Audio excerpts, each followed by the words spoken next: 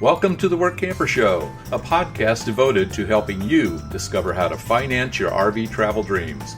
I'm Steve Anderson, the president of Workamper News. Each one of our episodes will either introduce you to people who are already living the RV lifestyle or to opportunities to work short-term jobs. You'll also learn how to hit the road the right way and make the most of every opportunity. Now let's turn over today's show to your host, Greg Gerber. Thank you, Steve.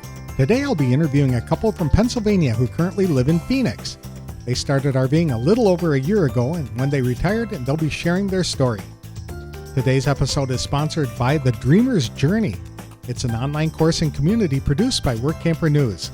Life is way too short to keep your dreams on hold, so don't be held back by fear because you were designed for more. Get started in the RV lifestyle the right way with this comprehensive guide. For just $29.95 for 90 days of access, Dreamers have unlimited viewing of 50-plus videos to learn things like what type of RV to buy, goal setting, how to budget for the adventure, developing a positive mindset, setting up a domicile, and operating a small business on the road, plus everything about work camping and how to find that right job for you. Each video is 30 to 90 minutes long, giving in-depth coverage on each topic. There's no wrong time to get started. So for more information, visit www.rvdreamersjourney.com. Doug Lehman and Donna Hughes had been RVing for 5 years, taking shorter trips when they opted to go full-time once they retired. They started work camping right away, then took 3 months off last winter to see what real retirement was like.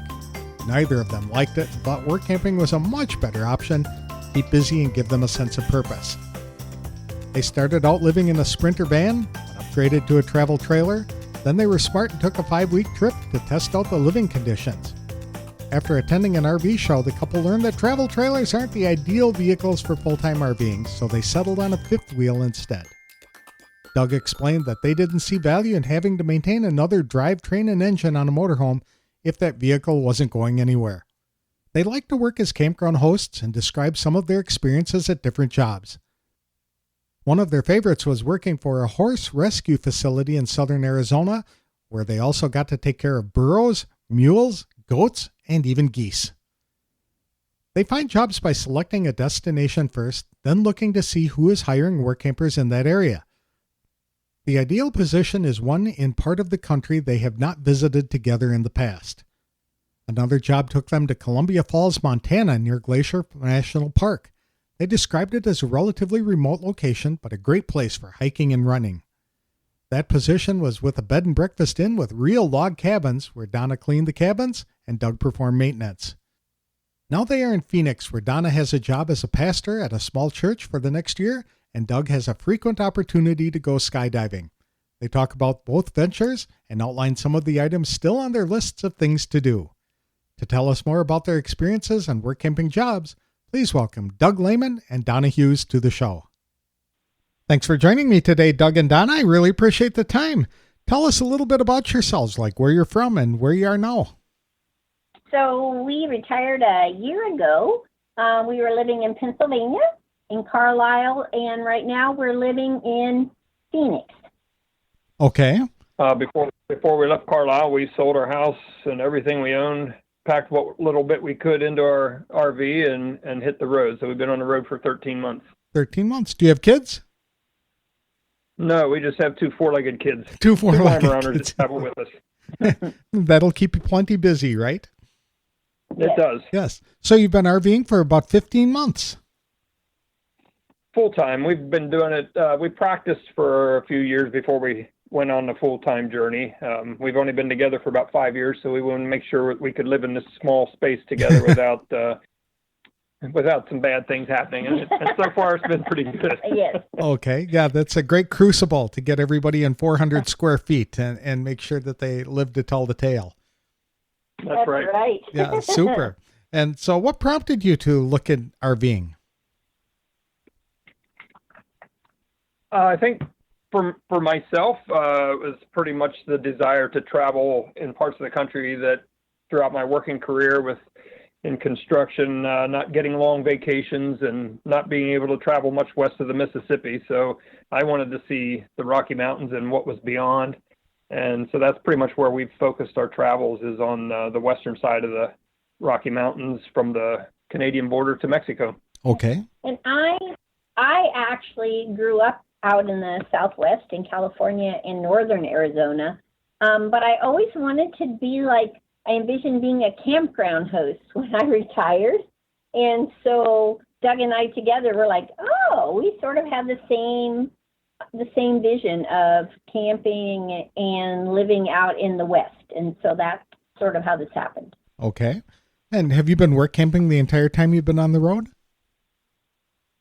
With a short, a brief time off last winter, yes. We took about 3 months off during the winter just to try to see what real retirement is, and we found out we didn't like that at all. So we figured to survive, we need to keep being active and doing something, and work camping helps with that. That's great. What kind of jobs have you done? We've had, we worked at a resort in Colorado where I cleaned cabins and worked in the grocery store, and Doug did maintenance. We worked at a horse rescue in southern Arizona, and we both did animal care, so feeding and poop cleaning, pickup. And then we worked at another B&B where I did cabin cleaning and Doug did maintenance. Okay. And you didn't fall in love with one of those miniature horses and bring it in the RV as a pet? No, we did, but we couldn't. We fell in love with a lot of them. They're horses, burros, geese, mules, goats, all kinds of, lots of animals. Yeah, that would be a fun job. So that's what you were doing, or cleaning up after the animals and helping to feed them kind of thing? Yes. And then just kind of petting, hanging out with them a little bit when we had the chance. How'd you find that job? Online. I got it it wasn't on Work Campers, but it was on, something Voyage. Can't remember what it is. Anyway, it's a free site that has some kind of interesting, unusual jobs. And so I saw that and I was like, oh my gosh, this is so cool. That owner now advertises on Work Campers. Okay. Well, what do you like about the RVing and work camping experience? Travel. We like, the way we find the jobs, if we're not, this one in Montana, we were actually invited, they recruited us, but that was a place we were headed anyway. So we pick out a destination, and then in the Work Campers magazine, we'll look for that state and see what's available.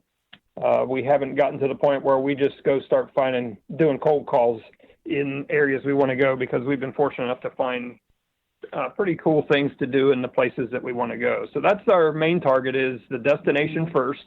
And usually it's a destination neither of us have been together, and then see what we can find in that area that we're qualified to do or able to do, and go do it. That's what a lot of people seem to do, is they find a place that they'd really like to spend some time in and, immerse themselves in the culture and see everything they can in that particular area. That's why I like work camping. And it sounds like that works well for you. Do you have any problems finding jobs? No, not so far. Not so far. And it's a learning process. The one we were in Colorado last summer, and that place was fairly remote. So immersing yourself into the culture meant doing what we really love is in the local culture is actually it's more solitary and getting out into the mountains and forests and hiking and running. Mm-hmm. The place in Montana this summer was right outside of Columbia Falls, which is a beautiful little town a few miles from the west gate of Glacier National Park. And we really enjoyed spending time there. Lots of different choices for foods, restaurants.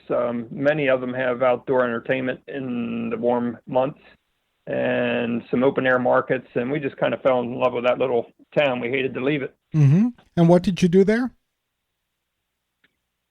We worked at a B&B, so I cleaned cabins and Doug did maintenance. Okay. A bed and breakfast. Did a lot of weeding gardens and mowing grass. Okay. So this was a bed and breakfast that had cabins. That's unusual. Usually it's a big house with a lot of rooms. Well, it was both in this case. It was a very nice setting. It's on a 10-acre lot. They had 4 authentic dovetailed log cabins, which I really appreciated with my background in construction. I built some log cabins years ago, and these were very nice cabins built 27 years ago, I think, and well maintained.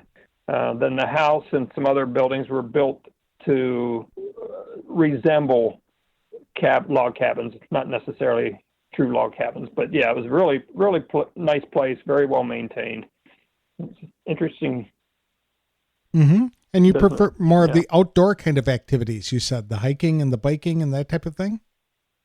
Yeah, we're both runners and we like trail running, so got to do a lot of hiking around Glacier. The road to the sun was not open the whole way through, so we decided to go in from both ends and experience as much of that as we could while we were there, and some of the other local trails we got out and got onto. So the road to the sun might have been closed, so you came to Phoenix to be a little closer to it. Yeah, we figured how to get away from the snow and get into some sun. Yeah. There you go. Super. How long will you be in Phoenix? A minimum of my contract with the church is for a year, so a minimum of a year, and it could be more than that, but that's the minimum. The people were looking for somebody with some longevity, so they're hoping that Donna will stay for a couple years to a few years. So we'll see how that part goes. And what are you going to do, Donna? So I'm a retired Methodist pastor, so I will be the pastor for a small church. I am the pastor of a small church here in Phoenix. And then Doug is a big skydiver. So while I'm doing that, he's going to skydive down at Eloy. Okay, very good. So while he's skydiving, you can pray for him with your congregation. So that's it. Yeah. I just always pray that he doesn't splat. So yes. That's right. Yeah, absolutely. What caused you to take up skydiving? Well, I started that over 40 years ago when I was in the Army. Where I was stationed at Fort Bragg, we had a sport parachute club there, so I started skydiving. Did it for a few years and then got away from it. Life got in the way, and when we moved out here last winter to Arizona, I remembered there were some what they call drop zones nearby. So I started thinking and talking about it a little bit more, and Donna says, you want to skydive again, don't you? So after a 40-year break, I went to a local skydiving place and signed up to take a course and start jumping again. And it's been pretty exciting ever since. And I'm amazed at the number of people. I'm 68 years old, and I'm amazed at the number of people that are my age still skydiving. When I was in it 40-some years ago, they were, again, people my age, but only in their 20s and 30s. Okay. Were you a paratrooper? No, I wasn't. No? Okay. But Super. I was at the big airborne base, the Fort Bragg, where the 82nd Airborne is. Mm-hmm. Okay. Very good. What kind of challenges have you faced on the road or in your work camping positions? Are there any you could talk about? Well, the first one, I guess, was last summer. We were at the camping resort in Colorado, northwest of Fort Collins, and we were there a month and a half, 2 months maybe, and a wildfire started up the canyon. Whoa. We could see the smoke for days, and then it kept getting closer and closer. And one day the sheriff came up and knocked on our door and said, "You got 3 hours to get out of here." So we packed everything up and actually left Colorado. That was late in the day, and everybody in the canyon was forced out, so we had to drive miles. We went up to Wyoming late that night before we found a place where we could park for the night. So that was the only major challenge. That was a big one. That would be scary. Kind of threw our whole schedule off. Yeah, that would be scary. Yeah, and it was a beautiful. We spent a lot of time on hiking in that canyon and up in the mountains, and it was a beautiful place. And we haven't been back yet, but I want to get back someday to see what happened after the big fire. Okay. That reminds me of a safety tip for RVers I'll mention here, and that is to pack a go bag because you never know when somebody's going to knock on your door and say, you got to get out of here. There might be a flood or a fire or whatever it is, and you just have to be able to have the food and the dog food and the medicine and all that kind of stuff in one bag so you can grab it and leave right away. Because you were lucky to get, you were lucky to get a 3-hour notice. I've been talking to RVers who have 3 minutes. Oh my goodness. Yeah. And wow. then they have to figure out where to get their chargers and all that other kind of stuff. So I'm glad that you guys were safe in that. But you haven't had any mechanical challenges or anything like that with the RV? Yeah, we did. We have a fifth wheel trailer and we pull it with a F450 dually. And we were coming down from Montana to Phoenix, climbing some of those big mountains. We pulled out of a rest stop and immediately started up a hill. And I noticed, and with that truck and a 17,000 pound trailer, we would always cruise over these big mountain passes with no problem at all, usually passing everybody else without, not speeding, but just going the speed limit. And I noticed I couldn't get the truck over 50 miles an hour, and I thought, oh man, something's going on here. And that's when I noticed a check engine light. Uh-oh. So we went to the first town we could find and got a guy to read the codes, and there was EGR bypass valve was fault, and the waste gate on the turbo. Huh. This is a turbocharged engine, and that explained why we lost power going up the hill. So they reset the codes, and then we went on down to Kanab, Utah, and stopped in there, and we wanted to find a mechanic. So that was a little tough because these guys were all busy. We found 5 or 6 diesel mechanics, but they were all a week or so out. And I called one in a performance diesel shop in St. George, over in the northwest corner of Arizona or southwest corner of Utah. And they were able to get me in within a few days. So we went over there and they replaced the EGR bypass valve, but they weren't equipped at the time to do the turbo work. So we hooked up the trailer and came on down to Phoenix with no problem. But it wasn't until we got here in Arizona we started talking about this. And here, when we bought the pickup truck, I never buy extended warranties, but on this truck, because it was a used truck, I bought a warranty on it. And the turbo should be covered under warranty. So we went to a Ford dealership, and they're going to take care of that well, that's in a couple weeks. Okay, super. So, yeah. So you weren't stranded on the side of the road. That's good. No, we were stranded in the campground for like a week and a half. Yeah, we spent a little over a week in Yeah. that campground waiting to get the repairs made. Okay. Wow. With no vehicles. We were like, ooh. That's- Yeah, and it's a beautiful area, but there's only you can't go a lot of places on foot. Sure. So, yeah, it was interesting. Did you say you had a travel trailer or a fifth wheel? Fifth wheel. Fifth wheel. And why'd you select a fifth wheel over something like a motorhome? Well, good question. And you probably get a different answer from everybody you ask that question to. I do.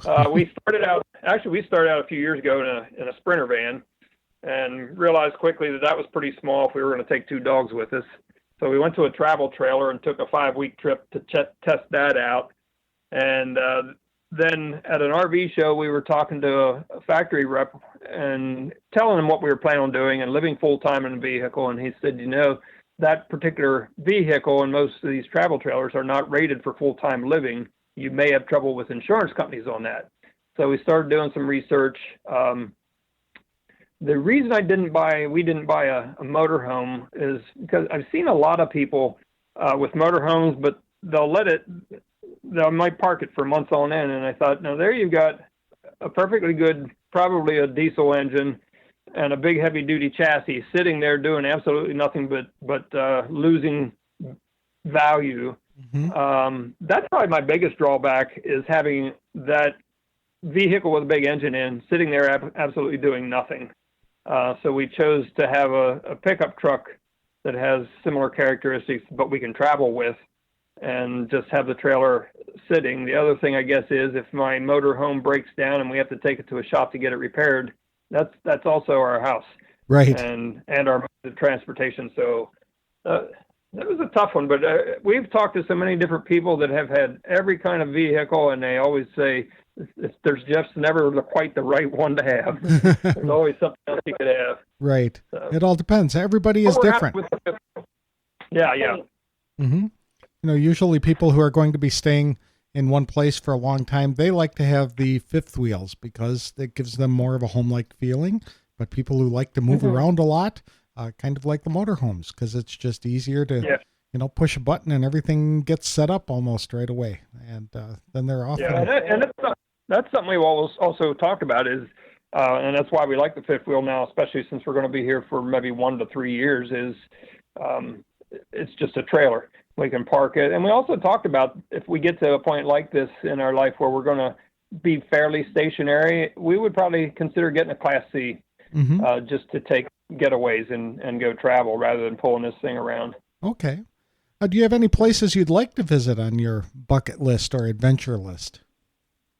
Oh, we would continue extensively along the Rocky Mountain corridor, but the Northwest is another part that I haven't been to yet, is Oregon and Washington, possibly even up to Alaska. Okay. Yeah. In British Columbia, I think we just barely touched Idaho. I think we'd love to go probably back into Montana some. So I think that maybe Northern California and the Redwoods, but up the coast. Lots of things to do up there. Yes.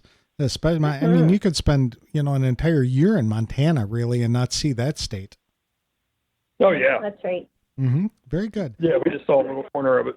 So you're thinking of maybe taking a driving trip up through Canada to Alaska? Some point, maybe. That's in the back of our minds. Yeah. Okay. It's not at the forefront, but yeah, that's one place we really would like to get to. Okay. Any jobs that you would be looking at that you have found interesting that you'd like to do again or that you would like to try sometime? Sure. I would say, in fact, I had a job, the two of us had a job at a arboretum here in Phoenix area to work. And so it would be talking with the public, maybe helping with tours and the, gift shop and telling people about the area. And then I got this position. So we were going to come back here in the winter anyway. So that, I think I found that I would love to have more of a job where I interact with the public. Doing cabin cleaning is not my favorite. As I get older, it's not my favorite job, and it's pretty isolating. So often you're just cleaning cabins or rooms by yourself. So as much as it feels good to see something clean, I would prefer like doing a campground host, working at maybe a national park, doing some summer ranger kinds of things. So more public, more interpretation, public oriented things. So I think that's more of some of the things that we might look at. Now, you guys said you got into the RV to see if you guys could live in it as a couple in the short area. Did you find that you were able to do that? And do you have any advice for people who are trying to do that themselves? Yeah, we did, I think, surprisingly pretty well. I'm quite the introvert, and I like my quiet space. And my wife, on the other hand, calls herself an introvert, but she likes to talk a lot. So we had to find a balance there. Donna also discovered, she retired young to come out and travel with me, and she realized, and I'll let her talk more about this, that maybe she was a little hasty in making that decision to retire, so therefore the position in Phoenix. She needs something more valuable in her life to do than I care to worry about right now. So I'm enjoying the retirement. I'm enjoying the ability now to go, or the availability to go skydiving and play. And she's got her part where she can work a meaningful job, do things to help others. Not that I wouldn't do anything to help anybody, but I'll let her talk a little bit more about that part. Yeah, I think it was, a little bit challenging, especially during COVID, of communities going to some of our jobs. There were very few other work campers, and people were, because of the pandemic, there weren't opportunities to interact. So I think it was a weird time to retire and go on the road. Even though you could go anywhere, there wasn't necessarily, there wasn't the kind of community I envisioned in my head this past year. And so I think that was a little bit of I need that so that we can be okay together. I need to have other people to talk to. But that's good to know. I think of people understanding what their needs are, and that perhaps they can't be the end all be all for each other, that you have to have some of your own ways to reach out maybe to other people, or ways you exercise, or things you do, so that you have some personal space. So I think that was something we knew, but then we had to kind of relearn in being in a small space together. Mm-hmm. I think that's very good advice, to take time for yourself. Mm-hmm. Mm-hmm. No, it's great. Oh, yeah. Another part of what we experience is we're traveling with two large senior dogs. They can sometimes, it depends on where we are, we take them out on the trails, but they're getting older and don't have the endurance to go run and hike the trails like they used to. So we are kind of caught in, we have about a 3 to 5 hour window that we can be away and be humane to our pets.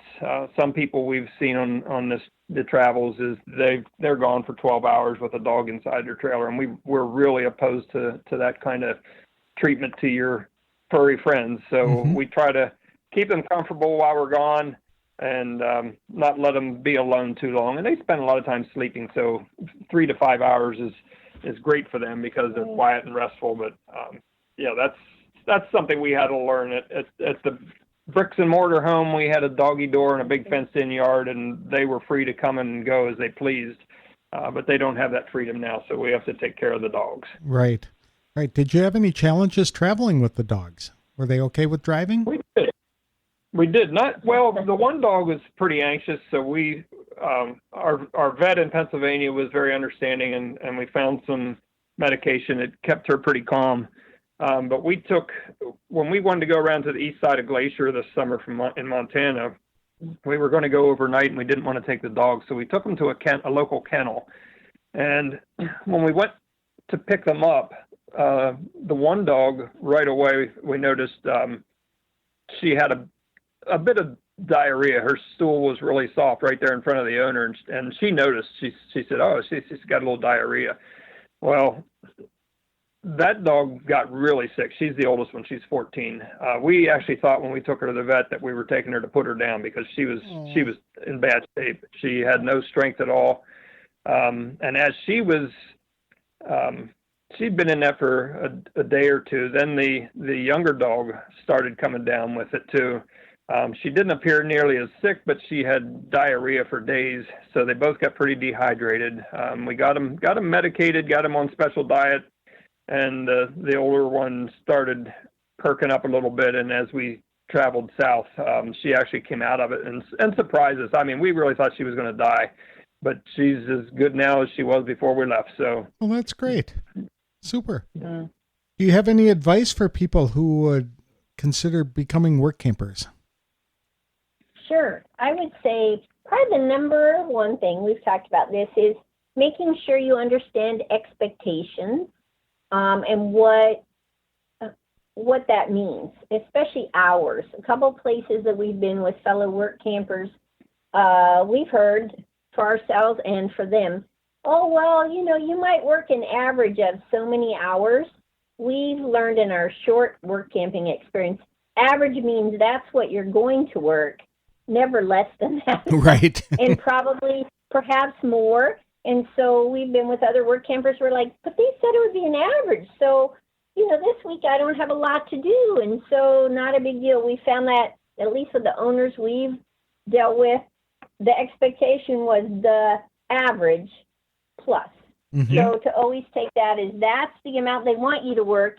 And then you can negotiate how more looks, but you're not going to work less. Okay. Yeah, we've seen advertisements where it might be 25 to 35 hours.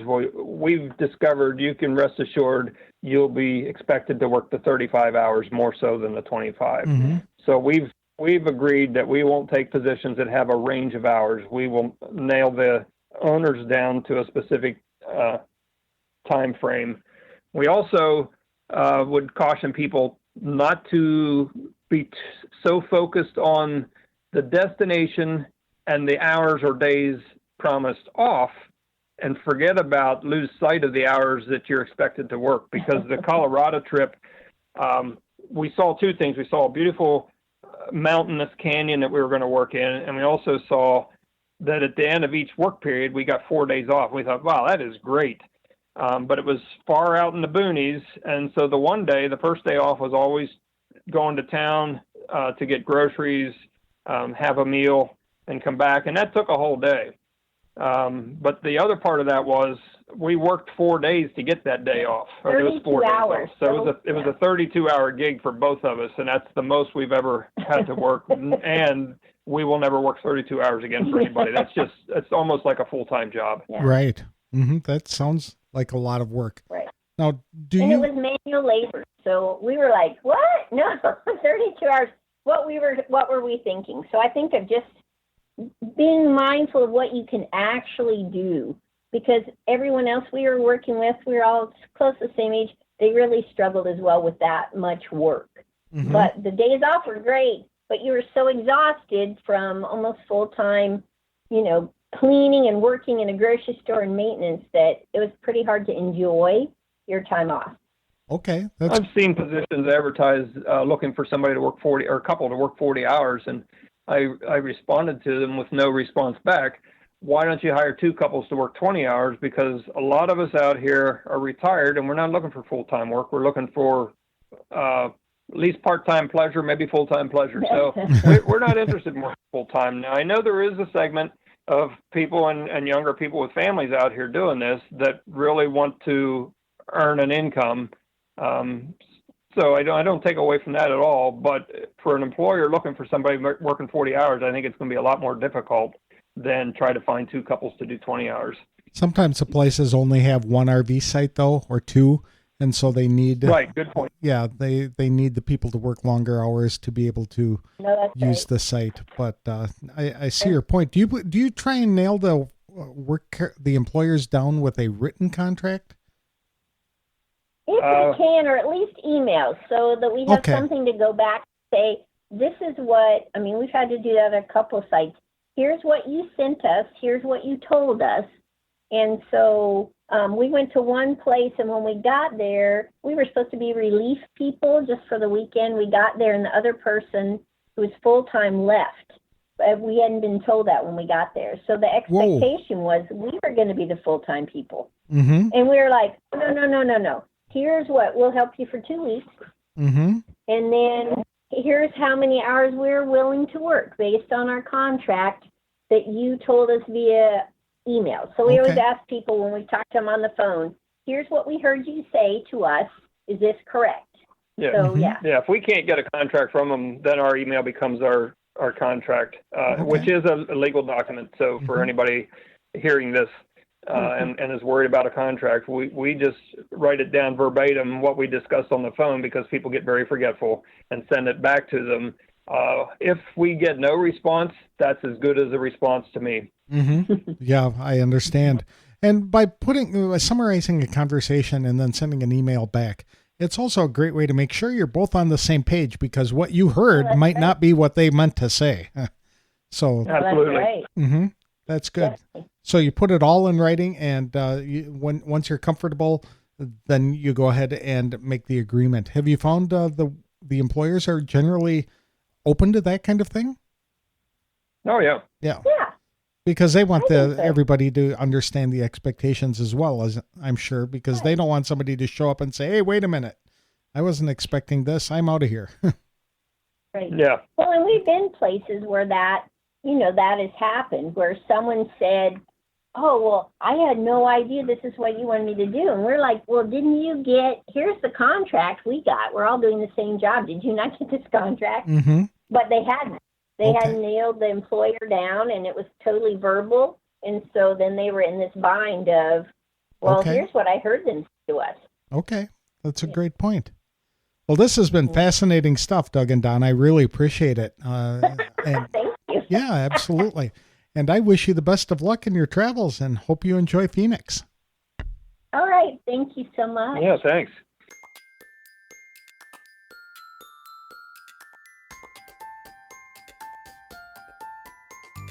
I want to thank Doug Lehman and Donna Hughes for sharing their stories with us today. They have certainly crammed a lot of activity into just over a year of full-time RVing. Doug recalled a story where they were working at a camping resort near Fort Collins, Colorado, when a wildfire erupted and forced everyone to evacuate the area. They were given a 3-hour notice to gather all their belongings, unhook the RV, and flee before the wind shifted. I know that must have been a scary situation. It also draws attention to a valuable RVing tip, and that's to have a grab-and-go bag already pre-packed with essential items so that if you ever do get a knock on the door, then you won't have to scramble while trying to think of what to take with you. The grab bag would include a supply of medication for you and your pets, device chargers, identification documents like birth certificates and passports, backup driver's licenses, insurance cards and phone numbers, as well as a change of clothing plus food and water for a few days. Just having that bag packed and ready to go in a closet or compartment will give you tremendous peace of mind if you are ever caught in a fire, hurricane, tornado, flash flood, or similar situation. Doug and Donna offered some advice on how to maintain great relationships within the confines of an RV, and it boiled down to making sure each person takes time to take care of themselves too. They encourage work campers to fully understand expectations of a job before accepting a position, and that's really sound advice. For example, if a position advertises 40 hours of work per week in return for a free campsite, is that 40 hours split between the couple, or is each person expected to work 40 hours a week? Knowing what is expected of the work campers before accepting the job goes a long way toward ensuring a happy, successful, and stress-free experience. I really appreciate Doug and Donna for sharing their stories and advice.